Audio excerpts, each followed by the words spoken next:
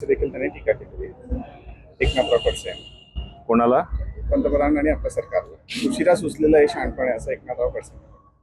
नाही, खडसे साहेब काय बोलले मला माहिती नाही, कशावर बोलले तेही माहिती नाही. त्यामुळे खडसे साहेबांनी जरी हे मत व्यक्त केलं असेल तरी सुद्धा बऱ्याच गोष्टी त्यांना उशिराच कळतात.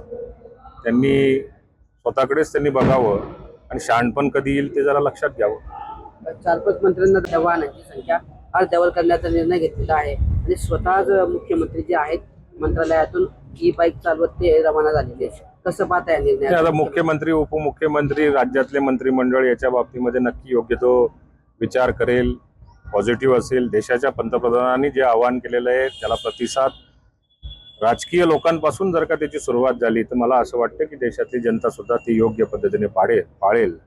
त्यामुळे हे ताफे हळूहळू कमी होतील आणि त्याच्याबरोबर सरकारी खर्च सुद्धा आणि इंधनाची बचत सुद्धा होईल. एकनाथराव खडसे मंत्र्यांनी जे आहे लोकल मेट्रोतून प्रवास केला पाहिजे असं सचिन सावंतांनी म्हटलेलं आहे. जर प्रवास करायचे असतील मंत्र्यांना तर मंत्र्यांनी लोकल ट्रेन किंवा बसचा वापर केला पाहिजे. काय वाटतं तुम्हाला? सचिन सावंत काय बोलतात याच्यापेक्षा कमीत कमी इंधनाचा वापर झाला पाहिजे या गोष्टी महत्वाच्या आहेत.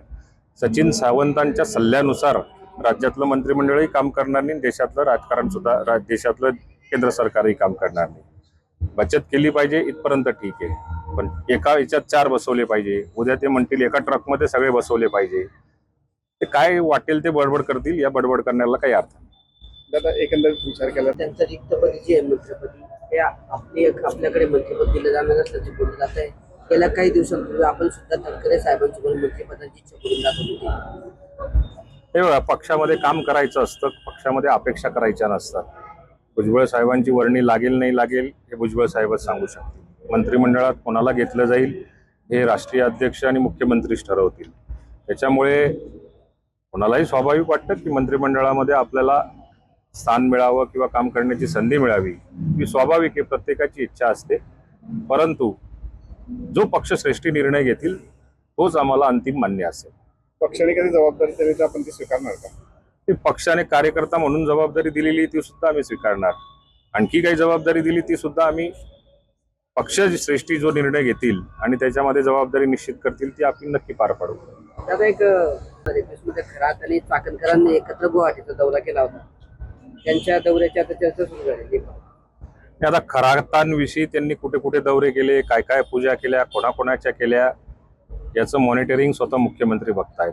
त्याच्यामुळे याच्या दौऱ्यामागे त्यांचा हेतू काय होता, तिथे पूजा पाठ काय होती याच्याविषयी मला काही कल्पना नाही. परंतु खडा ना खडा खरातने जो काही केलेला आहे, जी बोंदोगिरी केलेली आहे त्याचा खडा ना खडा राज्य सरकार किंवा गृह विभाग याच्यामध्ये पाठपुरावा करून नक्की काढेल. चंद्रकांत पाटील जे आहेत भाजपचे मंत्री ते देखील खरातांच्या पाया पडतानाचा फोटो व्हायरल झालेला आहे आणि अंजली दमन यांनी हा फोटो समोर आणलेला आहे. तर सुरुवातीच्या काळामध्ये कोणाला ओळखण्याच्या काही जादूची कांडी मनुष्य स्वभावामध्ये नसते.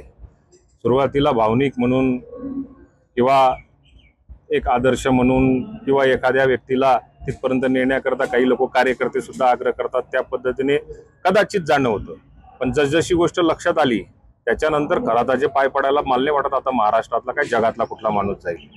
सुरुवातीला कदाचित लक्षात येत नसतं, त्यामुळे स्वाभाविक आहे कोणीही माणूस असला तरी सुद्धा तो तिथं जाऊ शकतो.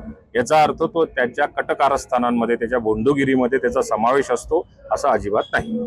आता मोदींनी आवाहन केलं होतं त्यानंतर पेट्रोल डिझेलच्या गाड्या वापरण्याबद्दल जे आहे सरकार स्वतः सकारात्मक पाहायला मिळतं आहे. अजून काँग्रेस पक्षाची जी आर्थिक जबाबदारी आहे ती जबाबदारी पार्थ पवार यांच्याकडे सोपवण्यात आली आहे.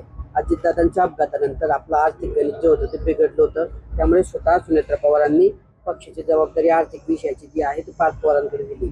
कसं पाहता तुम्ही याकडे?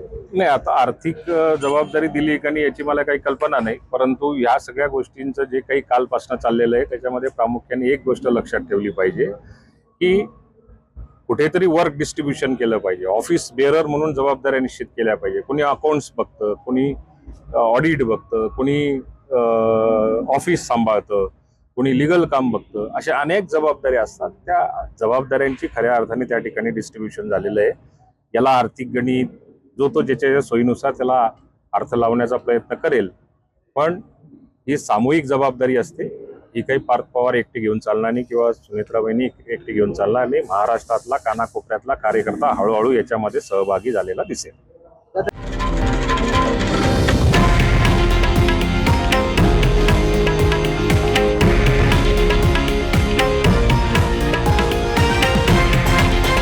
हे आहे देशातील नंबर 1 न्यूज नेटवर्क आणि आपण पाहत आहात TV9 मराठी, एकमेव.